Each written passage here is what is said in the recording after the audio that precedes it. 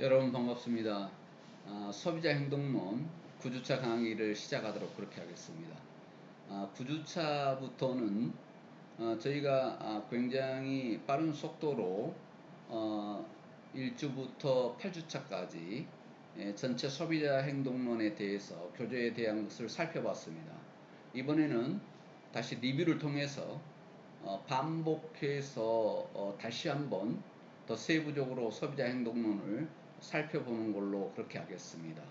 그래서 한 번 듣는 것보다 다시 한번 리뷰를 통해서 이해하는 것이 완벽하게 소비자 행동론을 여러분들이 이해할 수 있기 때문에 이렇게 교수법을 적용해 봤습니다. 그래서 이제 한 번 더 들었을 때 여러분들이 이해가 훨씬 더 빠를 거라 이렇게 기대를 하면서 수업을 시작하도록 그렇게 하겠습니다. 소비자 행동론에 대한 기초 이해를 다시 한번 재정리해 보는 걸로 그렇게 하겠습니다. 우리는 소비자와 고객을 구분하지 못하고 그냥 소비자, 고객 이렇게 비슷한 용어로 쓰고 있는데 전공하는 사람으로서 이제 이 내용을 구분할 수 있어야 된다 이렇게 보는 것입니다. 그래서 소비자란 제품이나 서비스를 사용하는 개인이나 가구를 소비자라 하고 사용하는 사람을 소비자라 합니다. 그리고 고객은 구매하는 사람을 이야기합니다. 그래서 구매하는 개인이나 가구를 이야기하는데요. 그러면 소비자와 고객은 어떻게 다른가? 소비자는 사용자고 고객은 구매자다. 이렇게 구분할 수 있어야 된다는 것이죠. 그래서 그러면 소비자와 고객이 다르냐? 다릅니다. 같을 수도 있고 다르다는 것이죠. 제품이나 서비스를 사용하는 사람은 소비자지만 구매하는 사람은 다른 사람일 수 있습니다. 예를 들어서 유아용품을 구매했다 이렇게 했을 때는 유아용품은 구매하는 사람은 구매자는 엄마나 아빠가 될 것이고 소비자는 유아가 될 것입니다. 어린이가 될 것이란 이야기죠. 그래서 사용자와 구매자는 다를 수 있습니다. 그러면 우리는 전공을 했기 때문에 소비자와 고객에 대한 구분을 해서 표현할 수 있는 그런 이제 지식을 갖고 있어야 된다 이렇게 보는 것입니다.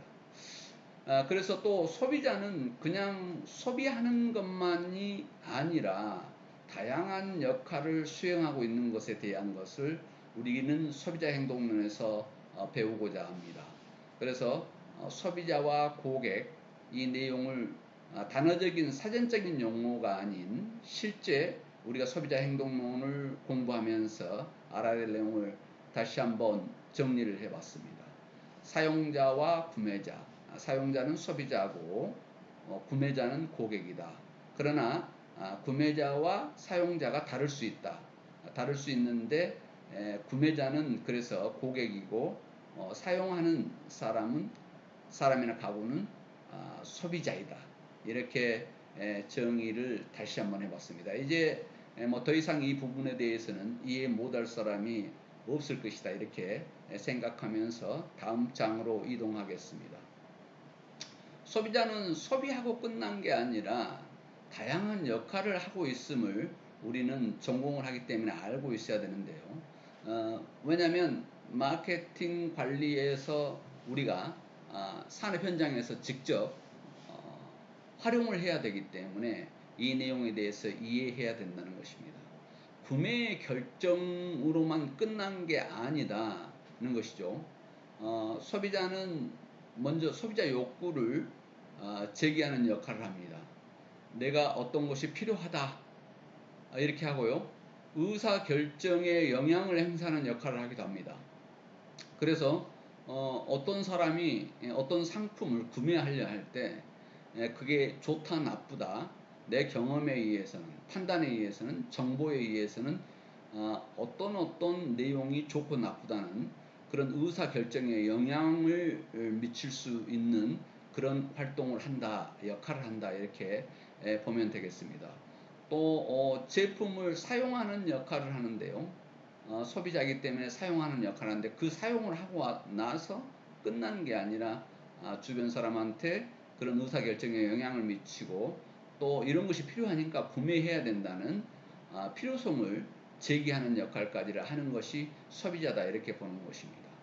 그리고 나서 구매를 하고 나면 구매하고 끝난 게 아니라 구매하는데 제품의 구매 역할을 하는 과정에서 온라인에서 할 것인가 오프라인에서 할 것인가 어떤 점포를 택할 것인가에 대한 구매 역할을 하는 것이 컨슈머의 역할이다 이렇게 이야기하면 되겠습니다. 그래서 소비자, 제품 사용자인 이 소비자 컨슈머는 다양한 이런 역할을 하고 있다고 하는 것을 우리가 기억해야 된다는 것입니다. 왜 이걸 알아야 되냐면 나중에 매매 활성화를 위한 마케팅에 적용하기 위한 소비자 행동론의 기본 지식이 필요하기 때문에 그런다 이렇게 보면 되겠습니다. 자, 그렇다면 소비자 행동과 소비자 행동론은 어떤 뜻을 의미하는가 하는 부분인데요. consumer behavior라고 하는 것인데 소비자 행동이란 자신의 욕구를 충족시킬 것을 기대해서 이걸 구매하면 내 욕구를 충족시킬 수 있겠구나 하는 것을 기대하면서 제품이나 서비스를 바로 사는 게 아니라 탐색해보고 그래서 구매했다면 그걸 사용을 하는데 사용하고 나서 끝난 게 아니라 평가를 한다는 것이죠. 이 상품은 좋았다 나빴다 아니면 어느 기능이 좋았고 아니면 어느 감성적인 것이 좋았고 하는 평가를 하게 되고요. 마지막에 처분하는 과정까지를 소비자가 하고 있다는 것을 우리는 기억해야 된다고 하는 것입니다. 그래서 소비 항목들에는 돈도 들어가겠지만 소비하는 과정 중에 시간이 들어갈 수 있겠죠. 왜냐하면 온라인에서 구매하든 오프라인에서 구매하든 구매하는 동안에 탐색했고 구매했던 그런 시간들이 필요하고 또 그 탐색하는 과정, 구매하는 과정에 노력 등이 어떻게 사용하기로 결정하는 것 이런 것들이 소비자 행동이다 이렇게 생각하면 되겠습니다. 그러나 지금 소비자는 막연한 소비가 아니라 소비 하나 구매를 위해서 소비자가 행동하는 것은 탐색과 구매, 사용, 평가, 처분 과정으로 이루어지는데 여기에 소비하는 항목들을 봤더니 돈도 소비하지만 시간, 노력들을 어떻게 사용하기로 하는가 하는 그런 결정을 하는 것이 소비자 행동이다 이렇게 보면 되겠습니다. 그럼 저희가 학문적으로 소비자 행동론에 대한 것을 어떻게 이해할 것인가 하는 부분인데요. 개인, 집단, 조직과 그들의 욕구 만족을 시키는 상품, 서비스, 경험 또는 아이디어를 선택하고 선택만 하는 게 아니라 그게 괜찮겠다고 하는 확신을 가져야 구매를 하겠죠. 확신하고 사용하고 마지막 처리하는 과정 이러한 과정이 소비자와 사회에 미치는 영향에 대해서 공부하는 분야다 이렇게 생각하면 되겠습니다. 그래서 소비자 행동론은 개인, 집단, 조직 그들이 욕구 충족을 위해서 어떻게 상품과 서비스를 경험하고 또 그런 것들을 선택하고 사용하고 처분하는 그런 과정이 어떤 것들이 있는가 그리고 이런 과정에서 소비자와 사회에 미치는 영향에 대해서 공부하는 분야가 소비자 행동론이다 이렇게 이해하면 되겠습니다. 지금 여러분들이 전공하면서 소비자 행동론에 관련된 학교 졸업 논문을 쓰거나 대학원 석박사를 갔을 때도 소비자 행동론에 관련된 경영학 전공자들은 논문을 많이 쓰게 되는데요. 이 내용이 명확히 여러분들 머릿속에 각인되어 있다면 이제 어떤 내용의 어떤 분야에 논문을 쓸 것인가 연구를 할 것인가 하는 부분에 가닥이 잡히는 그런 기준이 되기 때문에 소비자 행동론 과목을 배우는 과정 중에서 이 내용을 완벽하게 여러분들이 터득하고 있어야만 큰 줄기에 가닥을 잡을 수 있다 이렇게 하겠습니다. 자, 그러면 소비자 행동론의 개관을 이렇게 한번 정리해 보면 의사 결정 과정에는 어떤 문제 인식을 하게 됩니다. 내가 뭐가 필요해? 내가 지금 현 상황에서 어떤 상품이 없으면 안 되겠네. 아니면 필요하겠네. 하는 문제 인식을 하게 되고 그것을 해결하기 위해서 소비자는 정보 탐색을 하게 됩니다. 어떤 상품을 사야 될 것인가? 그래서 나는 기능적인 측면을 좋아하는 그런 것들을 살 것인가? 아니야, 나는 디자인이 좋은 상품을 살 것인가? 아니야, 나는 어떤 컬러의 상품을 살 것인가? 아니면 고가를 살 것인가? 저가를 살 것인가? 하는 정보를 탐색하고 나서 대표적인 몇 가지 이 정보 탐색 중에 결정이 되면 대안을 평가한다는 것이죠. 그래서 이 상품을 어떤 제품을 구매하기 위해서 몇 가지를 놔두고 대안을 평가하게 됩니다. 그 다음에 결정이 됐다면 구매하게 되겠죠. 그리고 구매하고 끝난 게 아니라 우리는 소비자는 구매 후 행동이 있다는 것을 우리는 수업을 통해서 또 소비자 행동론을 통해서 배웠습니다. 그래서 이런 과정에서 경험을 통한 피드백을 하게 됩니다. 그래서 외부 영향 요소로 작용을 하는데요. 어떤 문화나 하위 문화, 그리고 인구 통계나 지위, 중고 집단, 그리고 가족에게 아니면 마케팅 활동에 쓰입니다. 그래서 의사 결정 과정은 그 사회 외부의 사회에 어떤 문화에 영향을 주고 또 중고 집단이나 가족에 영향을 주고 마케팅 관리자는 마케팅 활동에 쓸 것이다 하는 내용입니다. 그 다음에 내부 영향 요소가 있는데요. 이 본인이 생각하는 내부 영향 요소에 이제 지각하게 되고 거기에 대해서 학습하게 되고 학습해서 또 그것을 기억에 남기고 어떤 동기에 적용이 되고 자기 개성에 발로를 표현할 수 있고 감정이라든가 태도에 영향을 미치는 이런 내용으로 다시 경험을 통한 피드백이 이루어진다고 하는 부분인데, 그렇다면 마케터는 의사결정 과정에서 이루어지는 다양한 내용의 경험이 좋은 경험으로 남을 수 있도록 얼마나 노력해야 되는지를 여기서 시사점으로 판단해 볼 수 있는 것이다, 이렇게 생각하면 되겠습니다. 그래서 어떤 외부 영향 요소나 내부 영향 요소, 이렇게 영향 요소의 자극을 받아서 자아 개념 및 라이프 스타일이 결정이 되고 다시 의사 결정으로 환류되는 이런 내용을 우리는 여기서 소비자 행동의 개관으로 정리해 볼 수 있었습니다. 자, 그 다음에는 소비자 연구, 소비자 행동 연구에서 학제적 접근을 해보려 하는 것인데요. 소비자 행동 분석을 공부하기 위한 학문 영역을 여기서 보려 하는데, 거시적 소비자 행동 내용에서 미시적 소비자 행동 내용까지를 굉장히 넓은 포괄적인 학제적 접근을 보는 것입니다. 그래서 소비자 행동은 그 안에 굉장히 많은 학문이 포괄적으로 더해져 있다, 이렇게 보는 것인데요. 일단 미시적 소비자 행동으로 봤을 때는 경험적 심리학이 거기에 포함이 됩니다. 그리고 임상심리학, 진화심리학, 인간 생태학, 그리고 사회심리학, 이런 것들이 거의 미시적인 내용으로 이 소비자 행동론에 포함된다, 이렇게 보면 되겠습니다.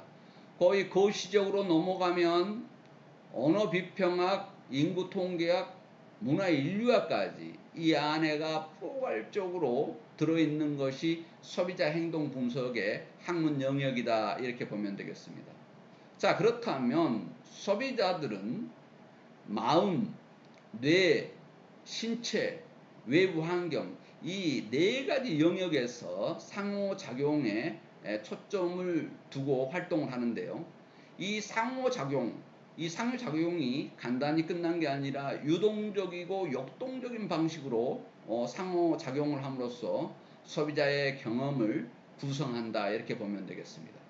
그래서 소비자가 경험하는 것을 어떻게 하는가 했더니 마음, 뇌, 신체, 외부 환경 이런 것들에서 유동적, 역동적 방식으로 상호작용이 이루어져서 소비자 경험을 구성하기 때문에 마음을 움직일 수 있고 뇌를 움직일 수 있고 신체를 움직일 수 있고 외부 환경을 움직일 수 있는 마케트들의 머리 아픈 노력이 있지 않으면 안 된다는 것입니다. 자, 그래서 소비자 행동 분석에 대한 학문 영역을 생각할 때 그냥 뇌, 마음, 신체, 외부 환경 이 네 가지 영역만을 간단하게 생각해서 이해한다는 측면이 아니라 여기에 주안점은 서로 상호작용에 초점을 맞추어야 할 필요가 있다, 이 내용입니다. 그래서 마음 하나만, 뇌 하나만, 그리고 신체 하나만, 외부 환경 하나만 이렇게 보는 게 아니라 유동적으로 또 역동적 방식으로 상호작용을 이루고 있기 때문에 이 상호작용에 초점을 맞추어야 할 필요가 있다는 것을 여기서 짚고 넘어가고자 합니다. 다양한 학문 분야에 걸친 이해가 필요하다는 것이죠. 그래서 간단하게 소비자를 이해한다는 것은 말이 안 된다. 왜냐하면 인간의 그 다양한 영역, 이 부분을 연구하는 것이 소비자 행동론이다, 이렇게 생각하면 되겠습니다. 그래서 보통 상당수의 많은 학문이 심리학이 많이 들어있음을 볼 수 있습니다. 미시적인 내용에서는 경험심리학, 임상심리학, 진화심리학, 사회심리학, 사람의 마음을 움직이는 그런 심리학이 많이 들어있음을 우리는 여기에서 살펴볼 수 있었습니다. 그런데 소비자 행동 분석에서 여태 동안 학문적으로 연구해 오면서 오류를 범했던 내용들이 몇 가지가 있었습니다. 이 내용을 살펴보려 합니다. 왜냐하면 소비자 행동을 분석하는 과정에서 계속해서 오류를 범해왔던 이 내용들을 우리가 알고 있어야 되기 때문에 그렇습니다. 다가오는 미래에 소비자를 어떻게 대할 것인가 하는 부분에 대해서 다시는 이런 오류를 범하지 않아야 되겠다는 것 때문에 학자들은 그 오류에 대해서 명확히 지적하고 있습니다. 첫 번째 오류는 고객은 의식적으로 결정을 내린다, 이렇게 착각을 하고 있습니다. 그런데 실제 고객이 이 모든 결정을 내릴 때는 70에서 80%는 무의식적 결정을 하더라 하는 내용입니다. 의식적으로 결정을 하지 않는 부분이 70에서 80%가 되더라는 것이죠. 그래서 무의식적 결정을 하는 것, 이 내용을 우리는 잘 생각할 필요가 있다 하는 내용입니다. 그래서 그렇다면 우리는 의식적이지 않는 이런 내용들을 어떻게 구매 결정이나 의사 결정을 하는데 이용을 할 것인가도 마케팅 관리자는 생각할 필요가 있다 하는 내용입니다. 자, 여기 사진에서 보듯이 빙하가 있는데 바닷속으로 들어가 있는 게 70에서 80%고 물 위에 떠서 보이는 빙하는 20에서 30%밖에 되지 않더라. 마침 소비자, 고객의 의식적 내용을 여기에서 보여주고 있는 것입니다. 알고 있는 사실은 수면 위에 떠있는 빙하를 보고 있는 것과 같다. 그런데 그 밑에는 잘 모르고 있는 사실인데요. 아예 더 재미있는 것은 잘 모르는 것조차 모르는 사실이라는 것입니다. 본인이 모르고 있는 것 그 자체를 모르고 있는 고객이 있다 하는 내용을 우리는 여기서 전공을 하기 때문에 알고 넘어가야 된다는 것입니다. 교수가 자꾸 전공을 하기 때문에 알아야 된다고 하는 내용은 반복해서 이야기를 하고 있는데요. 왜 그러냐면 일반 사람들이 알고 있는 것과 전공을 한 사람이 학문적인 내용부터 실제적인 내용을 정확히 분석하고 있어야 전공을 했다는 이야기를 들을 수 있다는 것입니다. 자, 그래서 의식적 차원의 상호작용과 무의식적 차원의 상호작용에 대해서 우리는 공부하지 않으면 안 된다는 내용입니다. 조지 로엔스타인이라는 학자는 소비자는 실제로 행동을 안내하거나 통제하기보다는 행동이 이미 이루어진 뒤에 이를 이해하는 역할을 주로 한다는 것입니다. 그래서 행동하기 전에 통제하는 게 아니라 행동이 이미 이루어진 뒤에 이를 이해한다는 거죠. 모든 것을 결정해 놓고 그렇게 행동에 옮긴 다음에 그 뒤에 이를 이해하게 되는 경우가 많다 하는 내용입니다. 그래서 오류 1에서 고객은 의식적으로 결정을 내리는 게 아니라 무의식적으로 내리는 것이 70에서 80%에 이르더라 하는 내용을 오류 1에서 여러분과 수업을 했습니다. 그 다음에 두 번째 오류가 있는데요. 고객은 합리적으로 사고를 하고 결정을 내린다. 그렇지 않더라는 것이죠.